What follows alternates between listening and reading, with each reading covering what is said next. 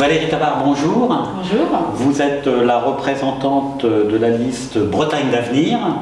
Merci donc de vous être déplacée pour répondre à nos questions et à notre questionnaire Cœur de ville, cœur de bourg.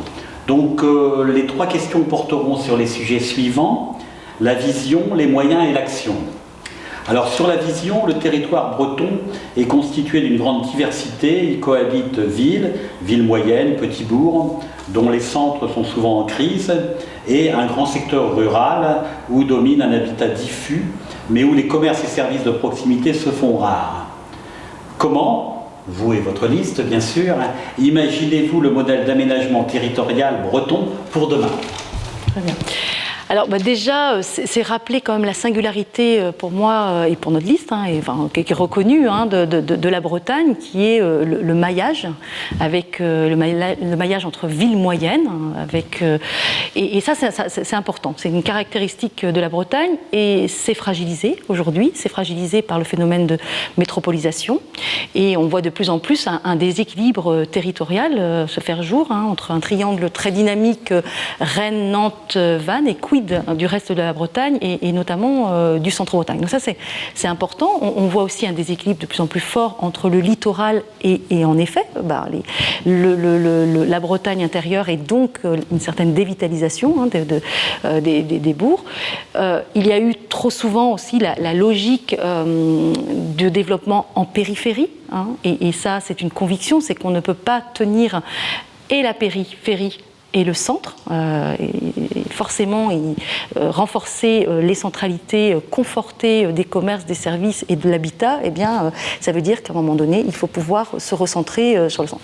En tout cas, en termes de vision d'aménagement du territoire, parce que je crois que la centralité, il faut le voir aussi dans un schéma assez global, plus global. Nous, on porte des principes en termes d'aménagement du territoire, plusieurs principes. Un principe de développement endogène, compter sur ses propres forces en Bretagne, que la Bretagne puisse irriguer sur l'ensemble des territoires et être moins focalisée vers Paris. Il y a une obsession de la LGV et donc vraiment, donc c'est pour ça qu'on a aussi des propositions sur le transport, parce que c'est ça aussi qui va revitaliser des centralités un peu partout en Bretagne. Donc voilà, c'est le principe endogène, le principe ascendant aussi. Je crois qu'on a besoin de réinjecter du développement local ascendant qu'on a peut-être plus connu dans les années 80, et il y a besoin de nouveau, je crois, de former des acteurs élus. En tout cas, on porte ça pour notre liste. Un développement, le principe de l'équilibre, de rééquilibrer les territoires. Nous, c'est la Bretagne aussi réunifiée, principe de réunification, parce qu'on gagne en force pour la Bretagne et on gagne pour les centralités de cette manière-là. Voilà un petit peu en termes de vision ce que je voulais dire, parce que c'est vraiment en effet investir une certaine vision de l'aménagement du territoire régional de la Bretagne qui viendra conforter les centralités.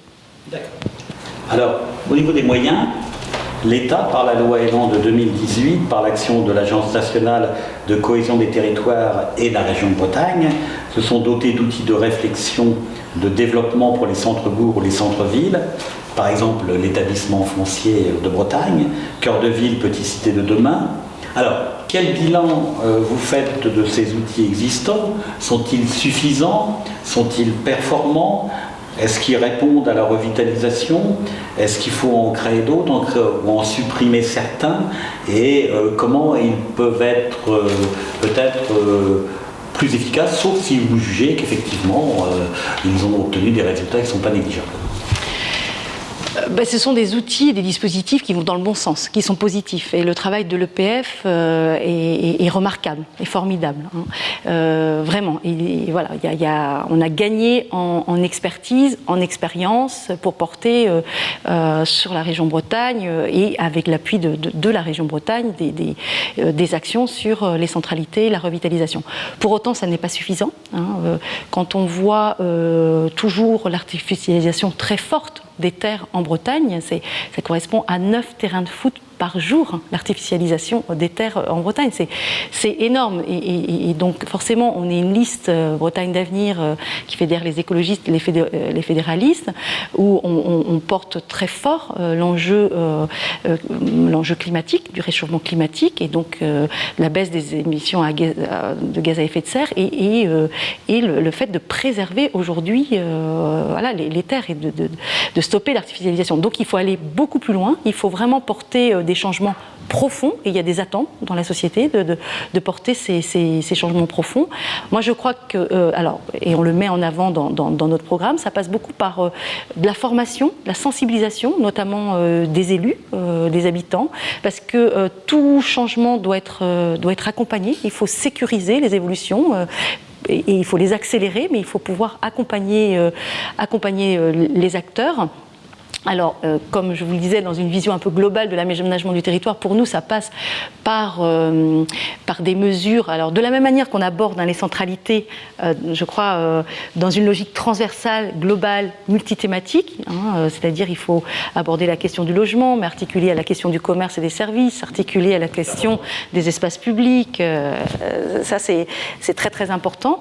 Et bien, de la même manière, il faut pouvoir, je le disais dans la vision, travailler la question de l'habitat et la question de décentralité dans une politique plus globale d'aménagement du territoire. Et pour nous, ça passe par les transports aussi, mais l'irrigation du territoire breton, notamment par des lignes ferroviaires. À un moment donné, on veut réouvrir la ligne Auray-Saint-Brieuc, c'est important, et d'autres lignes, parce que c'est ça qui va faire aussi rendre attractif des territoires. C'est qu'il faut donner une mobilité au quotidien accessible, facile, cadencée pour les actifs comme pour les lycéens et les étudiants. Il faut pouvoir développer un plan de transport en commun important, et là aussi on raccroche aux enjeux de réchauffement climatique et de baisse des gaz à effet de serre. Donc ça c'est important. C'est aussi, ça passe aussi alors pour nous par un plan massif d'urgence important pour le centre Bretagne, notamment le centre ouest Bretagne, mais des mesures aussi très concrètes, au-delà de renforcer l'action de l'EPF, de soutenir et de déployer encore plus de moyens sur des dispositifs portés au niveau régional sur justement les centralités, et au-delà de la formation, de l'accompagnement des acteurs. On souhaite mettre en débat et expérimenter le statut du résident. Donc voilà, c'est porté notamment au départ par l'UDB, une des organisations qui fait partie de notre liste, et voilà, il y a eu un livre de Neil Kaossin autour de ça. C'est qu'à un moment donné, il faut aussi s'emparer du blocage qu'il peut y avoir pour accéder au logement, notamment sur le littoral.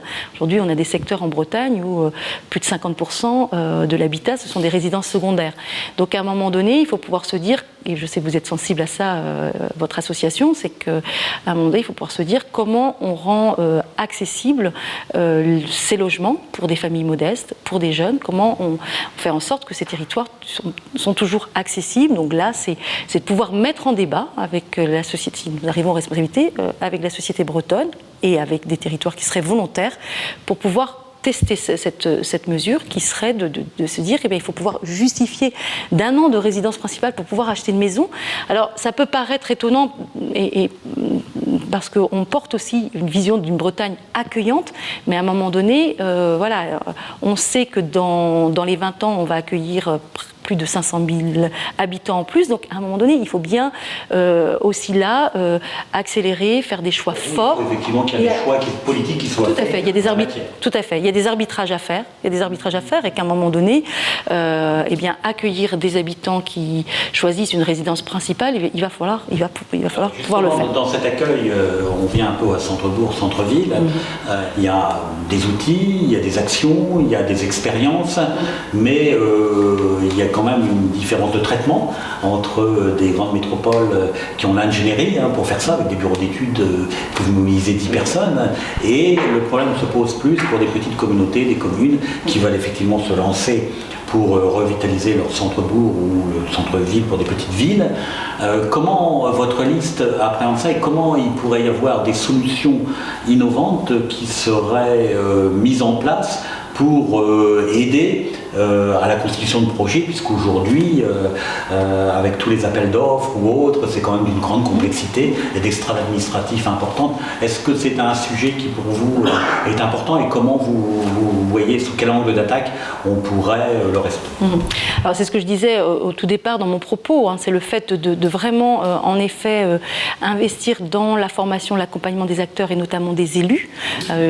Pour ma part, j'étais coprésidente du réseau Brud'aide et j'ai pu mesurer l'impact important pour mettre en œuvre ce type de projet, de pouvoir échanger, mutualiser sur des expériences et de pouvoir répondre à ce manque d'ingénierie sur les territoires ruraux. Donc,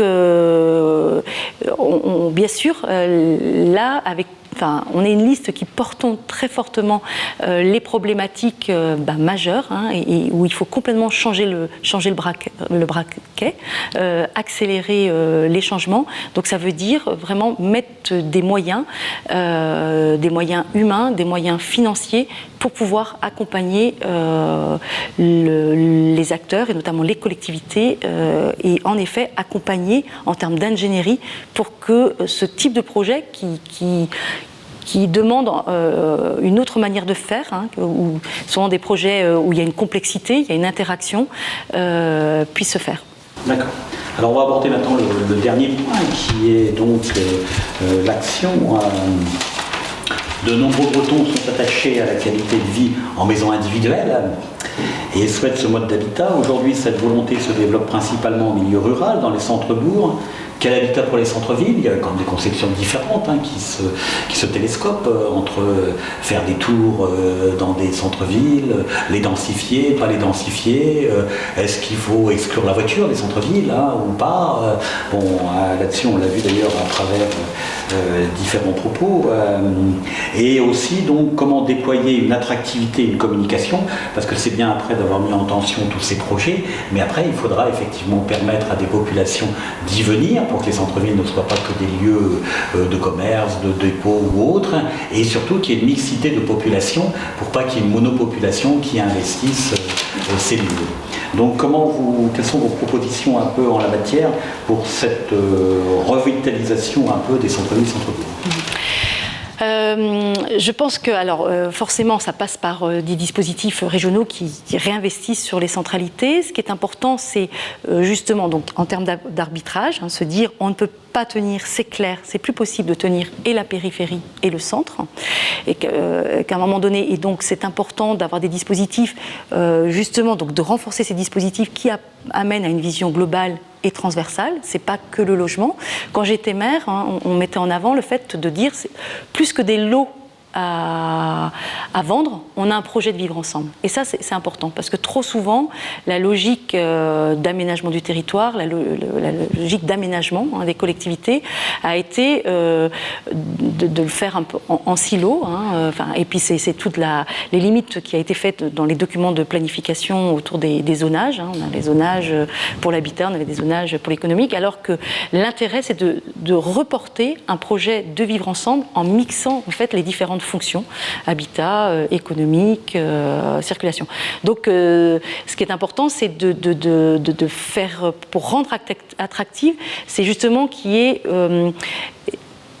une ambiance communale, une ambiance de ville en fait à faire vivre. Et en effet, tout l'enjeu, c'est aussi la question de la mobilité, parce que il faut pouvoir donner la place aux piétons, aux vélos, pour que dans les villes ou dans les villages, ce soit une vie apaisée, conviviale, sécurisée pour les enfants et les jeunes ménages.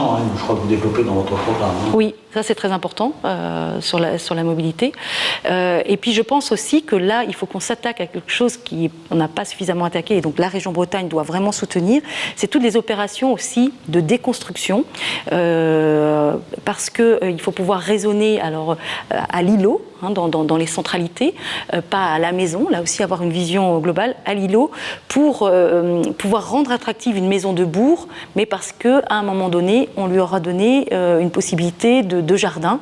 Et donc il faut bien raisonner à l'îlot. Et je pense aussi que ce qui est important, c'est que, et donc la région Bretagne aura à être là, vous parliez d'ingénierie, c'est de pouvoir mobiliser toutes les ressources que l'on a sur le territoire breton, et notamment des architectes, mais aussi des écoles d'architecture qui ont une grande créativité pour imaginer et innover un habitat en centralité et pouvoir réfléchir à comment on intègre du moderne avec de l'ancien, mais pouvoir justement porter ces opérations de déconstruction et d'imaginer un habitat très attractif, mais toujours pareil, dans une logique de globalité, d'ambiance, parce qu'il y a du commerce, parce qu'il y a du service, parce qu'il y a une mobilité qui est intéressante. On peut circuler dans les bourgs. Moi, je suis toujours surprise sur le fait que quand on choisit nos lieux de vacances, on choisit des bourgs toujours très charmants, avec une mitoyenneté, et quand on aménage, souvent, des élus préfèrent la page blanche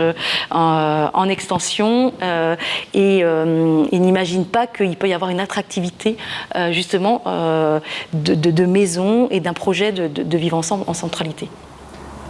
Eh bien, Valérie Tabar, merci pour cet échange.